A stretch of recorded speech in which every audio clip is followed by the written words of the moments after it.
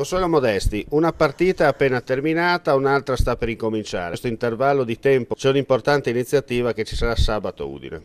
Esatto, parliamo anche d'altro, no? Di cose veramente concrete e di cose utili. Allora sabato l'Atomav Pav Udine in un incontro casalingo si renderà nuovamente protagonista di una bellissima iniziativa che si chiama Alziamo un muro contro la violenza, organizzata da noi dell'Associazione Fare Donna e dalla società Pav Udine, che si pone quale testimonial di questo messaggio, diciamo no alla violenza, un messaggio simbolico, ma questo non basta. Dobbiamo anche fare altro, essere più concreti. Allora sarà l'occasione per cogliere delle informazioni su come prevenire queste situazioni di disagio e di assoluta difficoltà e anche come tutelarci.